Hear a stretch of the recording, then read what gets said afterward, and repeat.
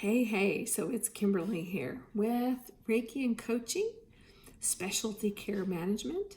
So, for those of you who don't know me or if we haven't met yet, I'm a nurse. I am a Reiki master and a certified professional coach. And my passion is kidneys, and I do business development with specialty care management, where we really help save employer groups and help brokers, advisors, consultants in the healthcare industry protect their clients from high-cost catastrophic claims. So if you don't know me, if we haven't met, please reach out. I'd love to get to know you. Hi, Sandra. I'd love to get to know you and maybe what things in your life you're working on. What struggles are you coming up against? What victories are you having? And I thought I'd share a few things that I caught today. So Saturdays, the weekends now are very nourishing for me, and our family's been through a lot in the last, well, as most families, the last few years, the last couple of years have been a challenge for all of us. For our family, we've had a lot of change in the last couple of years, and particularly this last month has been quite challenging for our little family. So today was a day of rest, restoration, really refilling my cup. And I hope that you are taking some time to refill and replenish yourself on a regular basis. So for me personally, every Sunday is the day I disconnect. You won't find me much on social media or anything like that. I try to completely unplug and really just spend time focusing on what is of eternal significance for me personally. Saturdays are wonderful for catching up and doing projects that I really want to do that I don't have time to do when I'm in my work mode, and also to refill. So today, I'll tell you how luxurious today was. Today I got up and I had breakfast and then I went right back to bed. And I think I had 3 naps. It was glorious. My body obviously needed some rest and some time to catch up. Sometimes you may need a pajama day. Pajama days can be luxurious, and it doesn't mean that you're not getting any work done. But sometimes when we spend a pajama day, we can really focus in on slowing down. And I think sometimes, especially in the day-to-day of kind of the busy lives that we lead, sometimes we just hustle, and we're going from one task, one to-do list to the other. And sometimes what that leaves us with is feeling like we feel like we're really busy. And if you were to look back and you were to report on what kind of an impact you had, or in terms of execution, what did you really do or produce or put into the world? Not really much, right? Oftentimes with the kind of clients that I work with, they're busy professionals, they're executives, and a lot of times if you talk on a very personal level, they feel very void of significance. And that's really what they want, is to be able to feel like they're contributing something of significance for themselves, for their families, for the people that mean the most, for their businesses, for their communities and their industries.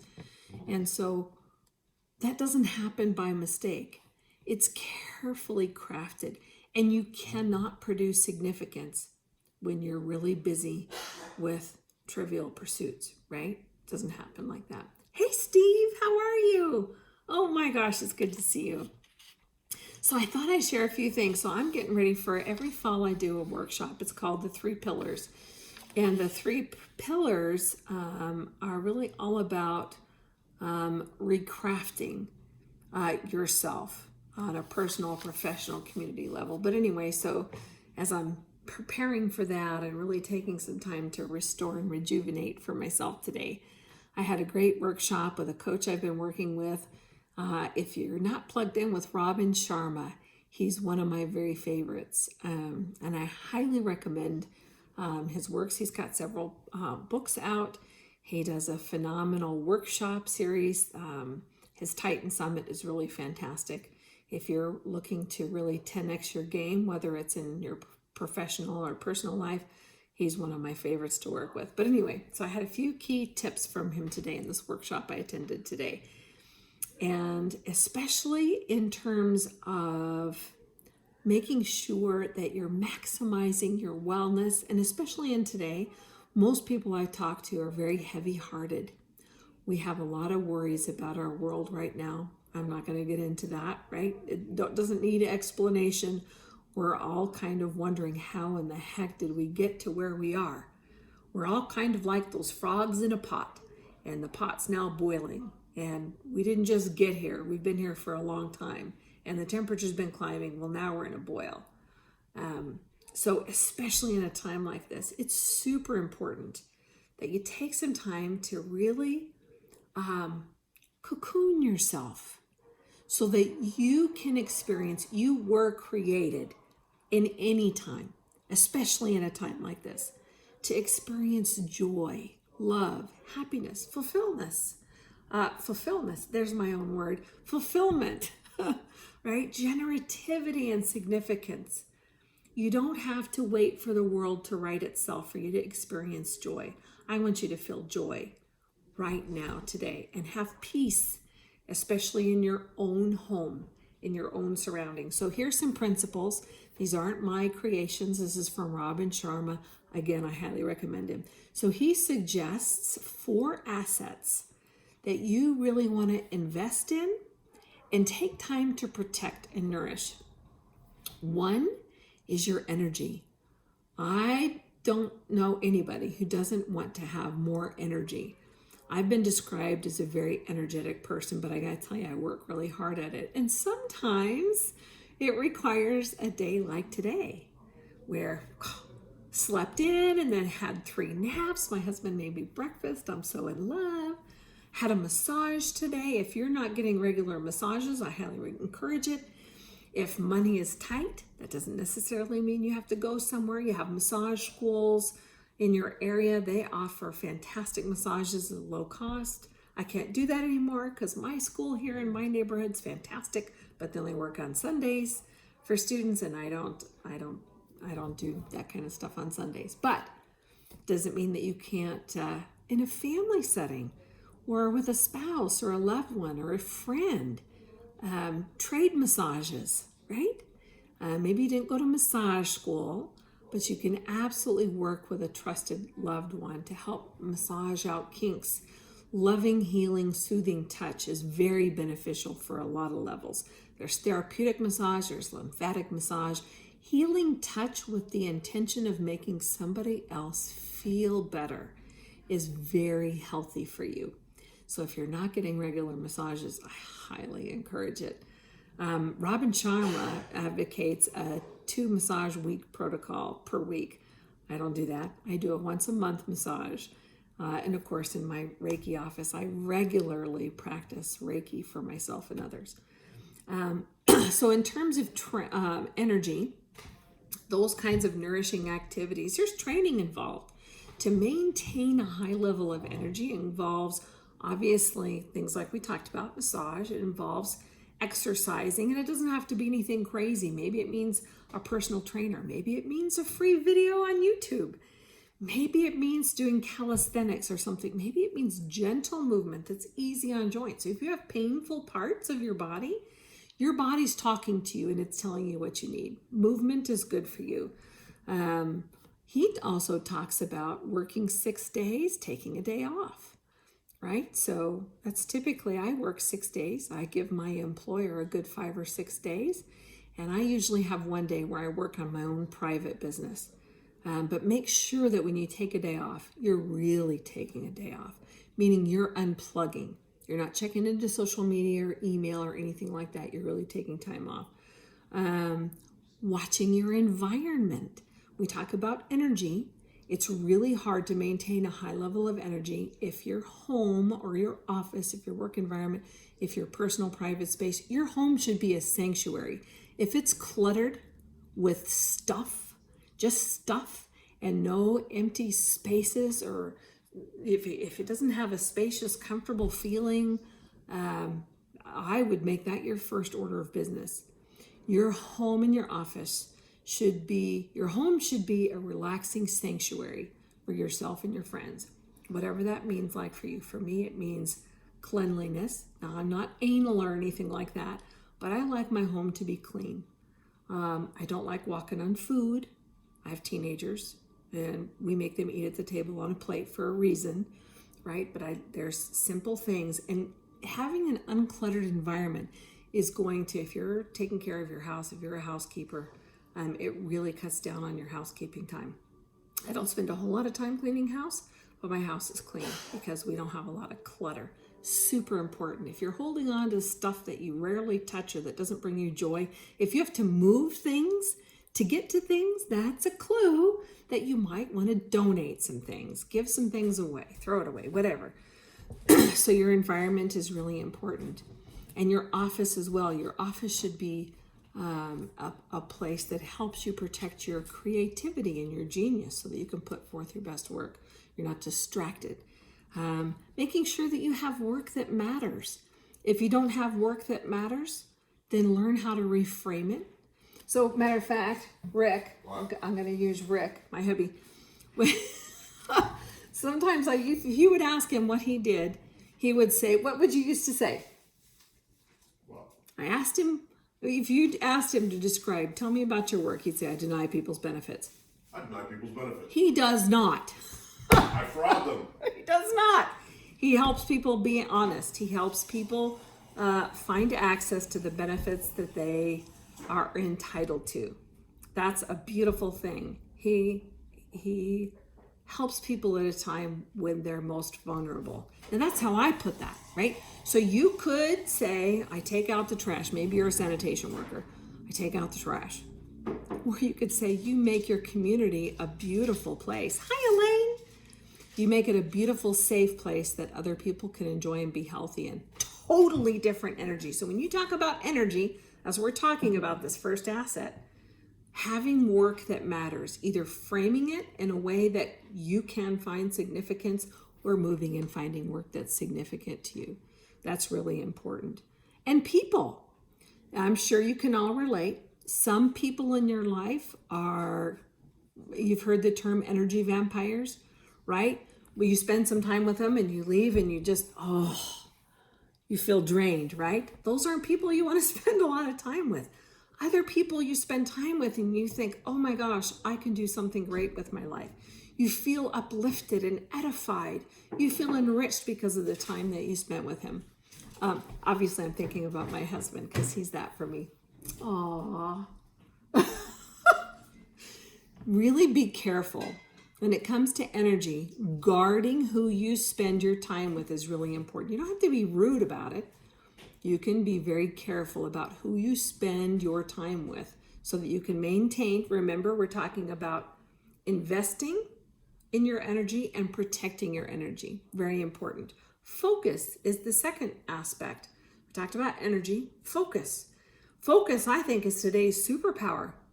Robin Sharma talks a lot about how many of us are living in this high anxiety, high fear state, and we tend to drown that out in retail or TV or apps or social media or whatever it is, distractions, right? Or we sit down to work and we spend a lot of time doing emails that really aren't anything significant versus really taking time to focus and take advantage of periods of, he calls monomaniacal focus. And I think this is today's superpower. Being able to focus on what you're doing, on who you're with, and really give that all your attention. You can get so much more done. When you talk to people who get a lot done in a short amount of time, it's because they've developed, right? They have invested and protected their ability to focus. This takes training and practice. It also takes efforts putting in some guardrails to make sure that you're limiting distractions. One of the things that you'll see, I have an Apple Watch. I love my Apple Watch. I rarely use it when I work because of the notifications, and I really want to make sure I'm in charge of my ability to focus.